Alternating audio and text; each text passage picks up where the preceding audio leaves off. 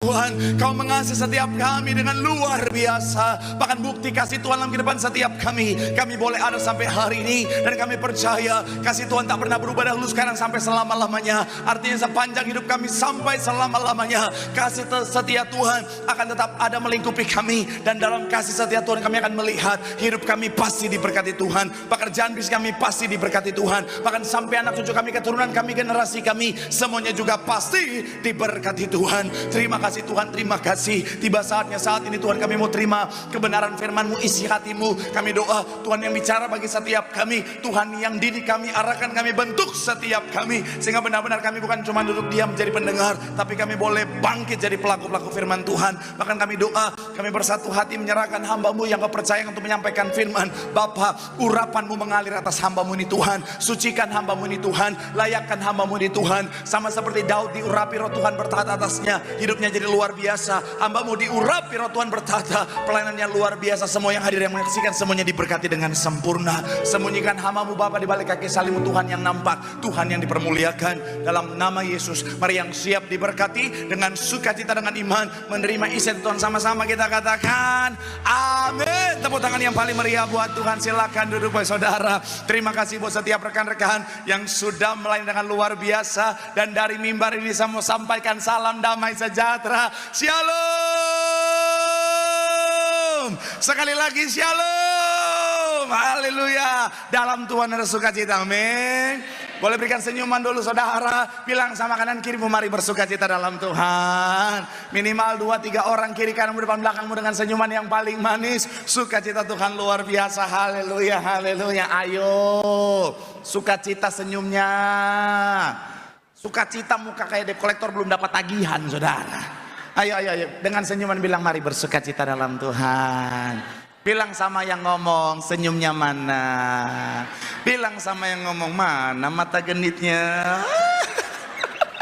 Haleluya, senang bisa jumpa saudara. Saya melihat semangat yang luar biasa hari ini saudara, kesetiaan yang luar biasa. Saya mau bilang saudara, orang yang semangat setia cari Tuhan, janji Tuhan, hidupnya anak cucunya pasti diberkati Tuhan. Tepuk tangan yang paling meriah buat Tuhan. Sama-sama bilang sama saya, aku pasti diberkati Tuhan. Anak cucuku pasti diberkati Tuhan. Bilang kanan kirimu, kamu juga pasti diberkati Tuhan. Bilang sama yang ngomong, kamu luar biasa. Bilang sama yang ngomong, semangat. Tepuk tangan sekali lagi yang paling meriah buat Tuhan. Haleluya.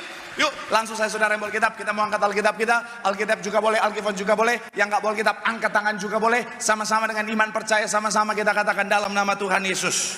Aku percaya Alkitab ini adalah firman Tuhan. Setiap kata kalimatnya sanggup memberkati aku. Dan hari ini aku pasti diubahkan, aku pasti dipulihkan dalam nama Tuhan. Sama-sama kita katakan Roma 8 ayat 37. Yuk sama-sama kita baca Roma pasalnya yang ke-8 ayatnya yang ke-37. Jadi ayat pembuka kita saudara.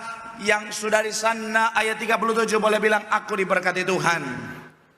Haleluya. Roma 8 ayatnya yang ke-37. Sama-sama kita baca 3. Ya, tetapi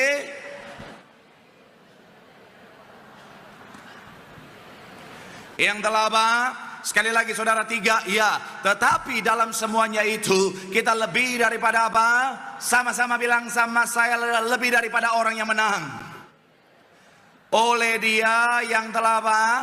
Mengasihi kita. Nah saudara, ini masih punya korelasi dengan khotbah saya minggu lalu saudara. Masuk tahun yang baru tidak ada jaminan bicara tentang semuanya serba mudah. Masuk tahun yang baru tidak ada jaminan semuanya serba gampang saudara. Bahkan saya bisa pastikan saudara, Alkitab berkata bahwa bicara tentang makin dekat dengan yang namanya akhir zaman, dunia makin hari makin jahat. Dan saya mau bilang saudara, yang namanya iblis justru makin dekat dengan yang namanya akhir zaman. Iblis akan berusaha untuk menyerang anak-anak Tuhan. Iblis akan berusaha untuk apa saudara? Semakin kerja ekstra untuk menghancurkan anak-anak Tuhan. Makanya saya mau bilang saudara, serangan bisa datang kapan saja. Saya mau bilang saudara, peperangan bisa terjadi kapan saja. Tapi kabar baiknya begini saudara, kapanpun serangan itu datang, mau seperti apapun peperangan itu terjadi, kita diciptakan bukan untuk kalah, tetapi untuk menang, bahkan lebih daripada pemenang. Yang setuju boleh berikan tepuk tangan yang paling meriah dulu buat Tuhan. Sama-sama bilang sama saya diciptakan bukan untuk kalah, tapi untuk menang. Bilang kanan kirimu, bahkan lebih daripada pemenang. Sekali lagi tepuk tangan yang paling meriah buat Tuhan. Haleluya. Nah, makanya bicara tentang firman Tuhan memberikan kita saudara guideline, memberikan kita kunci untuk apa saudara menang dalam pertempuran. Sama-sama bilang sama saya, menang dalam pertempuran. Amin. Dan itu akan menjadi judul kita hari ini saudara. Judul khotbah saya hari ini adalah memenangkan pertempuran. Sama-sama bilang sama saya, memenangkan pertempuran. Sama-sama bilang sama saya, memenangkan peperangan. Amin. Dan Yakobus 4 ayat 7 memberikan kuncinya. Kita buka dulu saudara Yakobus 4 ayatnya yang ke-7. Haleluya, terpuji nama Tuhan. Yakobus pasal yang ke-4 ayat yang ke-7. Sama-sama kita baca. Yang sudah di sana boleh bilang aku diberkati. 3, ya, karena itu dan lawanlah iblis maka apa? Saya mau bilang saudara, doa saya melalui firman Tuhan hari ini, kita tahu dan melakukan apa yang harus kita lakukan, sehingga apapun peperangannya sepanjang tahun dan seterusnya, kita adalah orang-orang yang menang, bahkan lebih daripada pemenang. Tepuk tangan yang paling meriah buat Tuhan. Haleluya, haleluya. So, apa kunci memenangkan pertempuran? Yang pertama saya mencatat di sini saudara adalah tunduk kepada Allah. Sama-sama bilang sama saya, tunduk kepada Allah. Sama-sama bilang sama saya, tunduk. Coba kita buka Yakobus 4 ayat 7 bagian awal, dikatakan apa? Bagian 4 ayat yang ke-7 dikatakan apa? 3, ya, karena itu tunduklah kepada. Saya mau bilang saudara, kata tunduk di sini saudara artinya apa? Kita taat pada firman Tuhan, kita hidup dalam Tuhan saudara. Bahkan kata tunduk dalam bahasa aslinya saudara itu menggunakan kata hupotasso, dan yang menarik salah satu maknanya adalah apa? Put under, atau dalam konteks ini meletakkan diri kita dalam naungan Tuhan. Sama-sama bilang sama saya, dalam naungan Tuhan. Dan saya mau bilang saudara, dalam naungan, dalam otoritas ada perlindungan, katakan amin. Kalau saudara baca Mazmur 91, Mazmur 91 itu saudara secara keseluruhan bicara tentang perlindungan Tuhan. Sama-sama bilang sama saya, perlindungan Tuhan. Dan yang menarik, begitu indah pemazmur memilih analogi yang buat saya begitu luar biasa. Di ayat yang keempat dikatakan apa saudara? Sama-sama kita baca. Yang sudah di sana boleh bilang aku diberkati. 3, ya, dengan ia akan apa? Menudungi engkau, di bawah sayapnya engkau akan apa? Kesetiaannya ialah, sama-sama bilang sama saya, perisai. Sama-sama bilang sama saya, pagar tembok.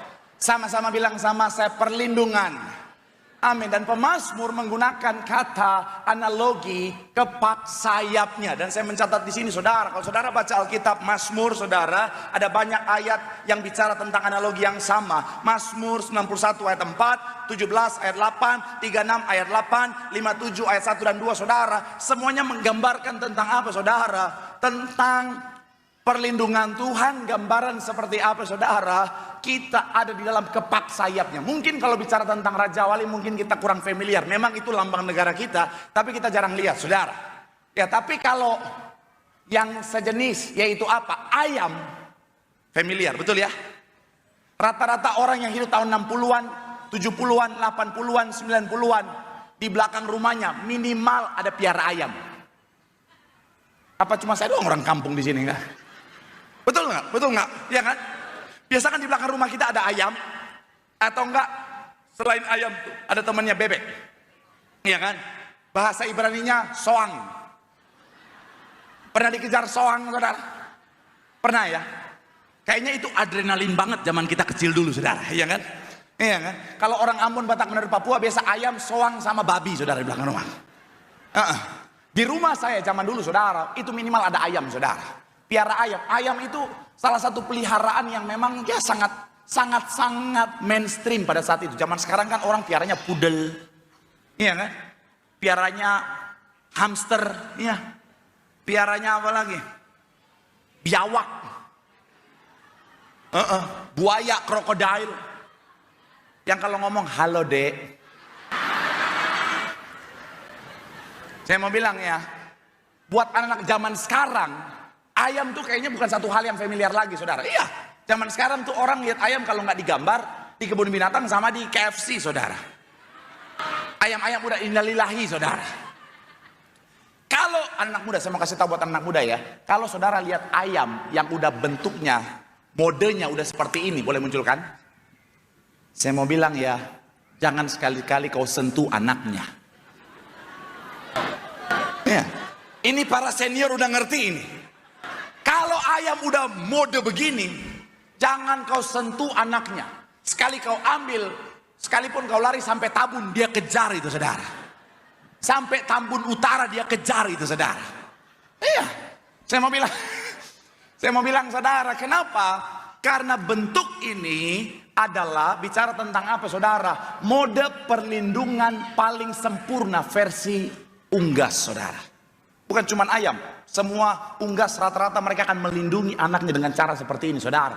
Dan inilah yang dipakai oleh pemazmur untuk menggambarkan tentang apa? Ketika saudara dan saya tunduk pada Tuhan, menempatkan diri kita dalam naungannya Tuhan, perlindungan Tuhan yang sempurna menjadi bagian setiap kita. Tepuk tangan dulu yang paling meriah buat Tuhan. Supaya lebih totalitas, tim saya maju ke depan. Haleluya. Biar nanti poin ketiga kita udah gak usah panggil mereka lagi saudara. Yuk silakan, misalnya dia lagi. Saya harap saudara gak bosan lihat dia, karena saya udah bosan.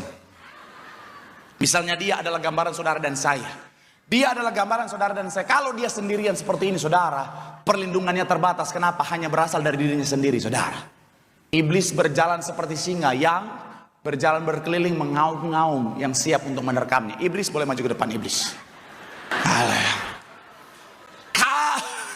Kalau dia seperti ini saudara, syuting aja dia, nggak usah saya.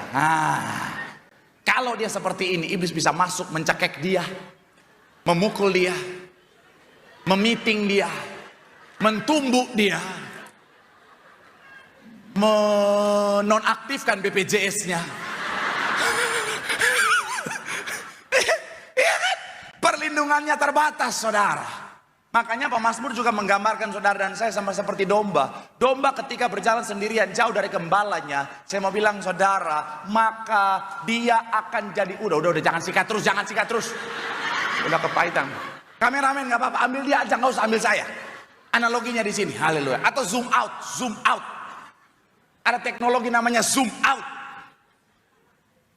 Nah, kalau dia jauh dari gembala, saya mau bilang saudara, iblis bisa atau binatang buas bisa gampang menghancurkan dia. Tapi kalau dia tempatkan dirinya di tempat yang benar, dalam naungan yang tepat, sini.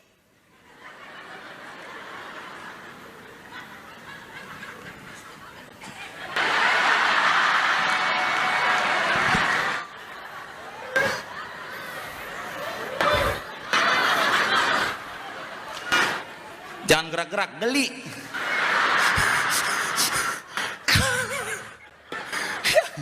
Kalau dia tempatkan dirinya dalam tempat yang tepat.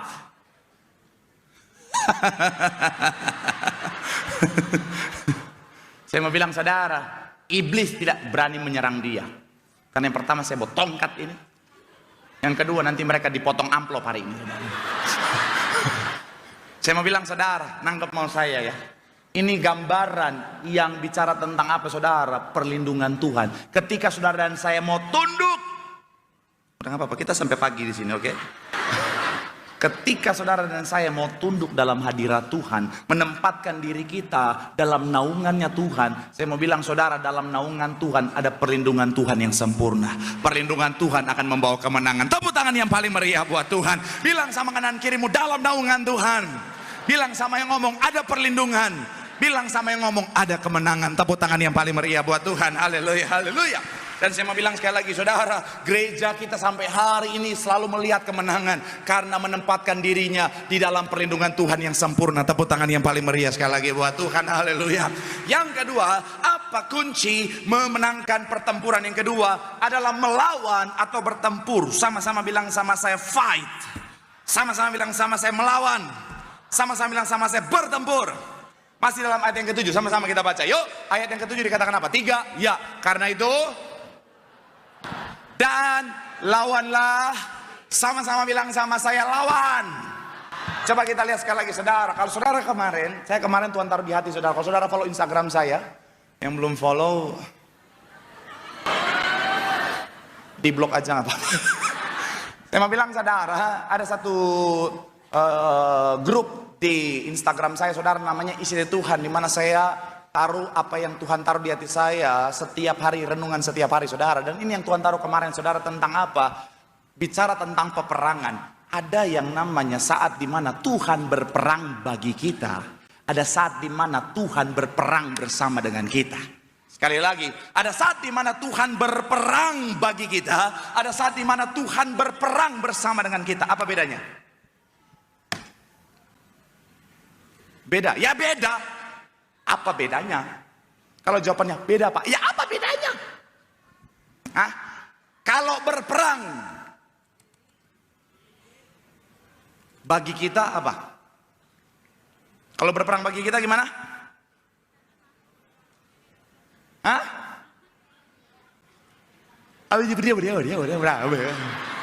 Jangan pakai bahasa roh. Ayo.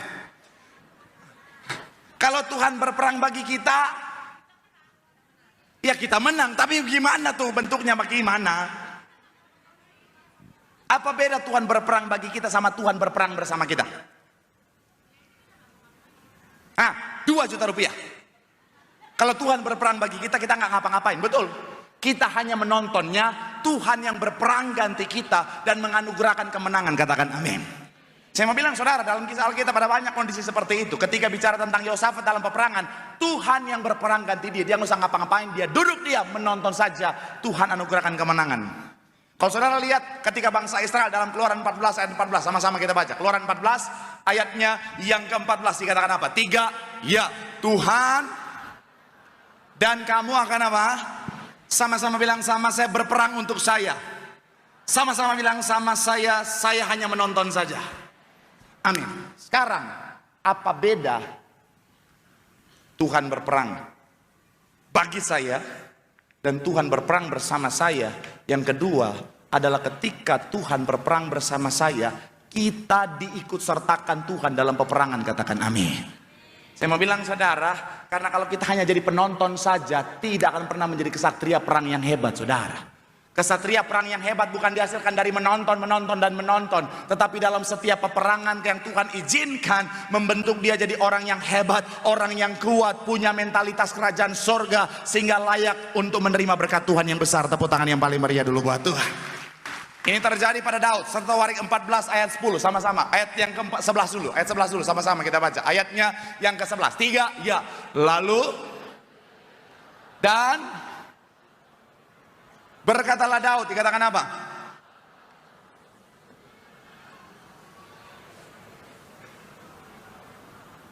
Sebab itu,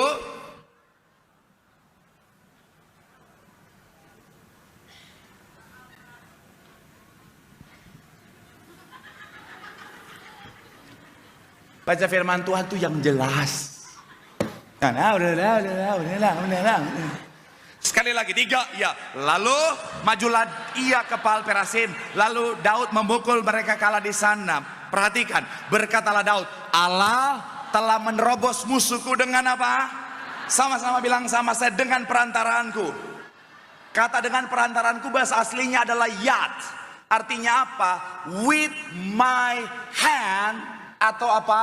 Dengan tanganku. Saya mau bilang saudara, dalam peperangan ini Tuhan memakai tangannya Daud. Tuhan mengikut sertakan Daud untuk apa? Menjadi rekan kerjanya dalam peperangan. Kenapa? Karena sekali lagi saudara, Tuhan mau Daud jadi kuat, siap untuk terima berkat Tuhan yang besar. Katakan amin. Saya mau bilang saudara, saya nggak akan batasi bicara tentang cara Tuhan. Kadang ada Tuhan bicara tentang apa saudara? Tuhan menggunakan cara di mana Tuhan yang berperang bagi setiap kita. Tapi ada saat di mana Tuhan mau kita berperang bersama dengan Tuhan. Katakan amin. Ada banyak orang Kristen cuman ini terus dalam pikirannya. Dan kadang-kadang saya mau bilang sekali lagi saudara, bukan karena dia tahu, dia nggak tahu mau Tuhan, tapi seringkali karena dia takut atau karena dia malas untuk bertindak saudara. Saya mau bilang sekali lagi saudara, tanya Tuhan. Daud ayat 10 dikatakan apa? Mundur 1 ayat. Kepada Allah, apakah aku harus maju melawan orang Filistin itu? Dan akan apa? Tuhan menjawab, majulah, aku akan apa? Kalau memang Tuhan bilang, oke, kamu diam saja, biar aku yang berperang gantikan engkau, oke, diam saja. Tapi kalau Tuhan bilang, ayo berperang, it's time to fight. Jangan diem doang. Ada banyak orang itu cuma mau ini, biar Tuhan yang berperang ganti saya. terkesannya rohani, tapi sebenarnya malas, saudara. Iman tanpa perbuatan hakikatnya, ada banyak orang gitu, saudara. Tuhan udah bilang, ayo berperang, lakukan bagianmu. Biar Tuhan yang berperang ganti saya.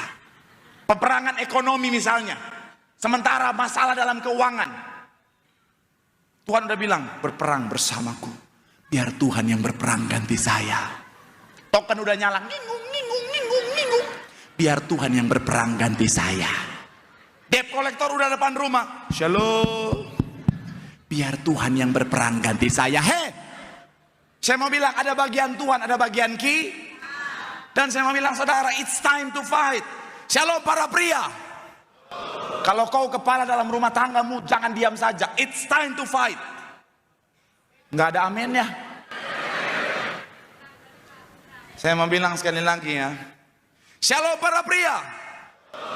Kalau kau adalah kepala dalam keluarga, jangan diam saja. Kalau dalam peperangan ekonomi, it's time to fight.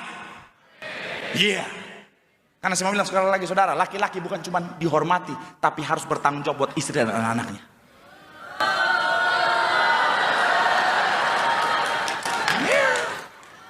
Jangan rumah udah kelaparan anak istri, Tuhan yang berperang ganti saya. Hei, kerja. Sekalipun mau jungkir balik, kepala jadi kaki, kaki jadi kepala, it's time to fight. Betul para wanita?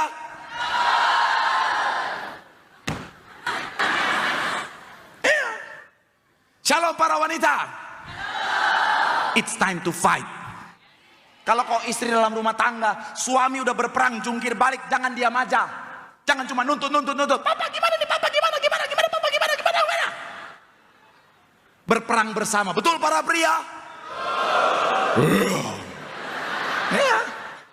Kenapa? Karena suami istri bukan lagi dua, tetapi peperangan suamimu adalah peperanganmu juga. Betul para suami? Iya. Memang Pak Pendeta Marcel dipeduli oleh Roh Kudus. Haleluya. Iya. Jadi saya mau bilang, Bu, ya. Saya pernah nonton satu video, saudara, di mana singa, saya lupa singa atau serigala ya, ketika dia sementara berkelahi dengan lawan, si jantan berkelahi dengan lawan, si betina dia akan dekat dengan si jantan dan dia seakan-akan berlindung, tapi sebenarnya dia memposisikan kepalanya di leher dari si jantan. Untuk apa? Untuk melindungi si jantan, saudara, supaya lehernya tidak diserang musuh, saudara. Saya mau bilang itu baru namanya teamwork. Saya mau bilang buat pada ibu-ibu ya, saya nggak tahu peperangan saudara yang sementara saudara hadapi apa, tapi kalau peperangan ekonomi, it's time to fight. Jangan diam aja, jangan cuma nuntut suami, berperang. Zaman sekarang mau cari uang selalu ada celah, amin. Kemarin saya sudah bahas, selalu ada berkat di sekeliling orang-orang benar, amin. Observasi, lihat sekelilingmu. Zaman sekarang saudara mau cari duit gampang, tinggal modal handphone. Nggak ada barang, nggak apa-apa, tinggal ngomong, "Hi guys, cek keranjang kuning." Taruh fotonya di sana, linknya di sana, betul? Ya kan? Saudara tinggal like. Halo, pakai hand sanitizer. Tangan Anda bersih, hidup pun bersih. Jangan cuma It's time to fight, amin. Pak Pendeta, tapi masalahnya peperangan saya adalah suami saya. Shalom para istri. Kau yang selama ini dianiaya suami, it's time to fight. Ada bapak-bapak langsung, tadi bela suami. Iya, tapi bukan kayak BCP tadi pagi. Ada ibu-ibu BCP langsung dia bilang, smackdown Pak Pendeta. Bukan smackdown. Bukan. Oh memang. Saya curiga kalau Ambon, Batak, Manado, Papua dia. Haleluya. Bukan. Maksud saya begini, saudara ya. Suami-suami harus mengasihi istri, amin. Jadi kalau suamimu selama ini injak-injak dirimu, aniaya dirimu, it's time to fight. Dalam arti apa? Kasih tahu dia, tegur dia dengan firman Tuhan. Bilang sama dia, "Papa, firman Tuhan berkata, hai suami, kasihilah istrimu. Jika tidak, neraka bagianmu." Nggak apa-apa, ngomong aja. It's time to fight. Kalau dia marah, bilang pendeta saudara yang suruh. Elfri Sirait.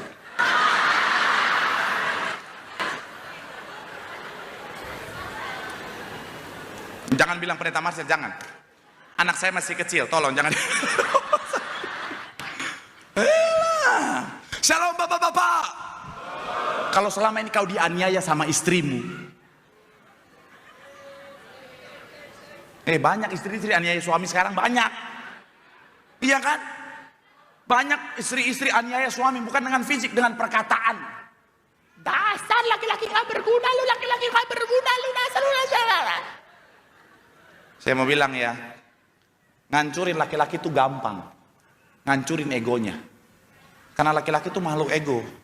Ketika egonya dihancurkan, hancur. Tapi saya mau bilang ya bu, kalau kau hancurkan suamimu, egonya dihancurkan, kau sementara menghancurkan rumah tanggamu sendiri. Istri menopang suami, amin. Saya mau bilang ya, buat para suami, it's time to fight. Kasih tahu sama istrimu, mama. Firman Tuhan berkata, hai istri, hormatilah suamimu seperti kepada Tuhan. Jika tidak,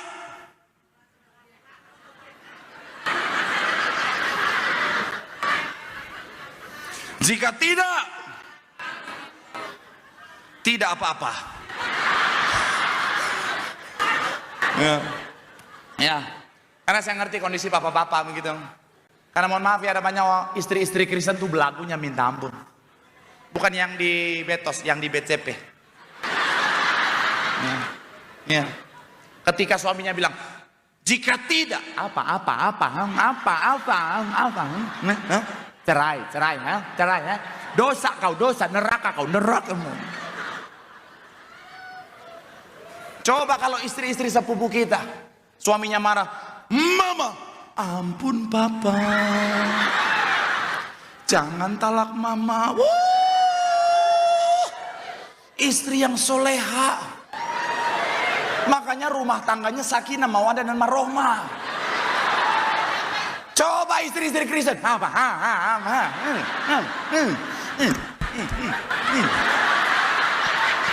Jangan ketawa bu, tobat darah Yesus. Nggak gitu pak, pakai yang beneran pak. Oh darah Yesus. Shalom anak muda. It's time to fight. Jangan mental tempe. Ada masalah, tantangan, tugas, pekerjaan dikit. Biar Tuhan yang berperang buat saya. Terus kau ngapain? It's time to fight. Amin. Apalagi soal percintaan. It's time to fight. Kalau kau sudah dianiaya, kau disia-siakan, masih pacaran, putusin hari ini juga. Betul para orang tua? Ini saya akan kasih tahu ya, sebelum saya pindah ke poin terakhir. Buat anak-anak muda, shalom anak muda. Dengar baik-baik, ini pesan seorang pendeta untuk hubungan saudara. Saya mau bilang ya, ingat baik. Fisik bisa diubah, harta bisa dicari, tapi yang tulus gak datang 2 kali. Agus Dewi.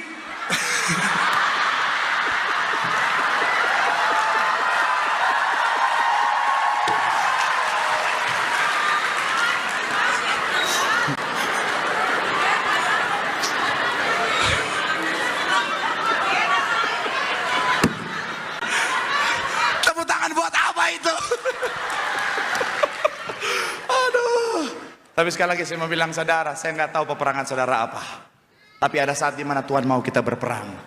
Jangan diam, mari berperang bersama dengan Tuhan. Amin. Gereja ini saudara, ada saat gereja ini diam, ada saat dimana Tuhan perintah gereja ini untuk apa? Ayo maju berperang.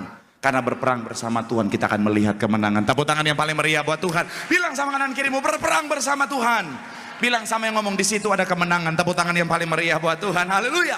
Yang terakhir, imam mesti mulai siap-siap. Apa kunci memenangkan pertempuran yang ketiga adalah menjaga kemenangan. Sama-sama bilang sama saya, menjaga kemenangan. Sama-sama bilang sama saya, mempertahankan kemenangan. Ayat terakhir kita saudara, masih dalam Yakobus 4 ayat 7, sama-sama kita baca. 3, ya. Karena itu,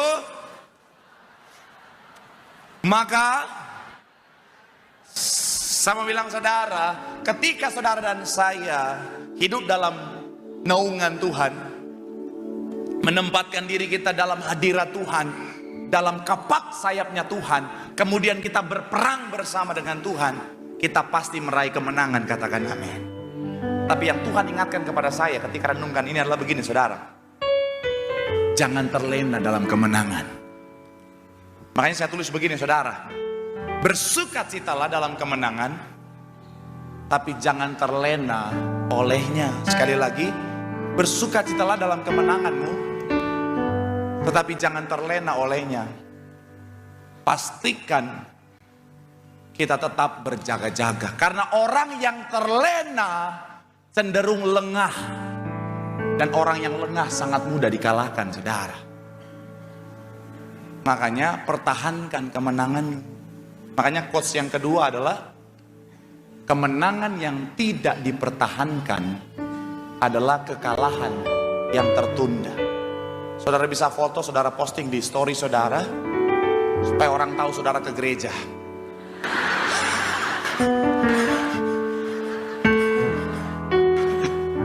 Soalnya ada orang ke gereja zaman sekarang bukan cari Tuhan, cari story, cari konten darah Yesus. Ya kan? Saudara kalau terlena dan akhirnya tidak menjaga, sangat mudah dikalahkan. Pecinta sepak bola pasti familiar dengan kalimat atau kata counter attack. Tahu kan counter attack? Serangan counter pulsa. Counter attack, serangan balik. Dan itu paling bahaya kalau kita terlena. Saya pernah nonton satu pertandingan, jadi setelah cetak gol orang-orangnya terlena. Akhirnya apa? Nganggap remeh, serangan balik langsung cetak 2 gol dalam waktu yang sangat singkat saudara. Makanya hati-hati. Sinteyong pernah bersabda,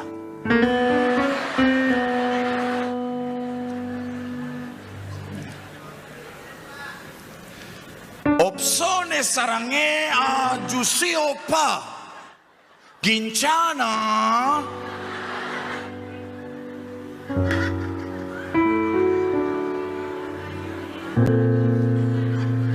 Oraiso. Nggak usah tanya artinya. Nabi apa? Hati-hati, karena iblis setelah saudara ngalamin kemenangan, dia dendam loh. Dan dia akan terus pantau saudara, tunggu saudara lengah, dia akan masuk dan mengalahkan kita. Satu ayat terakhir saudara kita baca. Ayat 43 sampai 45 dalam Matius 12 dikatakan begini saudara. Apabila ia pun mengembara ke tempat-tempat apa? Tetapi 44, lalu ia berkata, aku akan kembali ke rumah yang telah apa? Maka pergilah ia dan mendapati rumah itu apa? Sama-sama bilang sama saya kosong. Sama-sama bilang sama saya tidak dijaga. Sama-sama bilang sama saya tidak berjaga-jaga.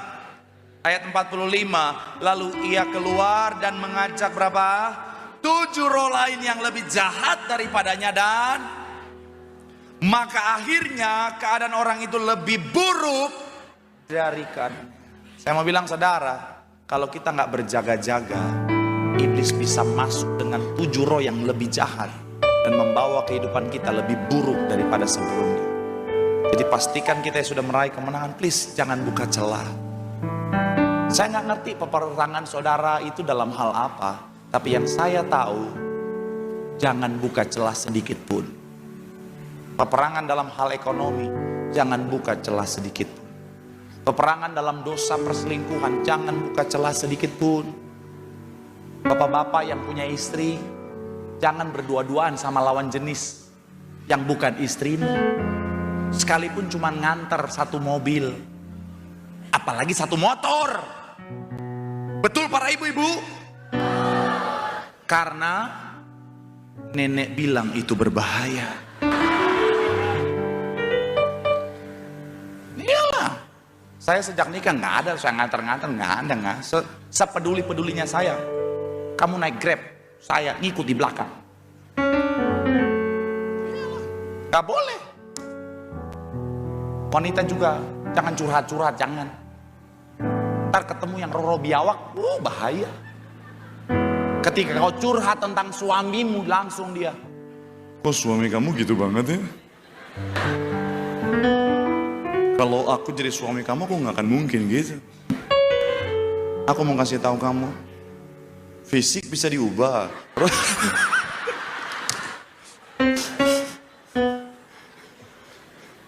Aduh, udah. Yes, amin. Hati-hati, jangan buka celah. Supaya apa? Sampai kapanpun waktu Tuhan, sampai akhir kehidupan setiap kita, kita tetap meraih dan menikmati kemenangan yang Tuhan sudah sediakan. Tepuk tangan yang paling meriah buat Tuhan. Bilang sama kanan kirimu, jaga kemenanganmu. Sampai akhir kita menikmati kemenangan. Tepuk tangan yang paling meriah buat Tuhan. Yang diberkati boleh lambaikan tanganmu. Tepuk tangan sorak-sorai yang paling meriah buat Tuhan. Firman Tuhan mengatakan setiap kita bahwa kita dilahirkan bukan untuk kalah, tapi untuk menang, bahkan lebih daripada pemenang. Oleh sebab itu apapun peperangannya, tempatkan dirimu dalam naungan Allah yang Maha Kudus. Karena dalam hadirat Tuhan, dalam naungan Tuhan, ada kemenangan yang Tuhan sediakan. Ketika Tuhan izinkan saudara dan saya dalam pertempuran, it's time to fight. Jangan diam saja. Mari berperang bersama dengan Tuhan. Dan yang terakhir, setelah kita meraih kemenangan, jangan terlena. Jaga kemenanganmu dengan baik, supaya sampai akhir hidupmu kau tetap menjadi orang-orang yang menang. Mari doa, apapun peperanganmu hari ini, sambil angkat tanganmu di hadapan Tuhan, pandang Tuhan. Katakan, aku percaya bersama Tuhan, aku pasti melihat kemenangan.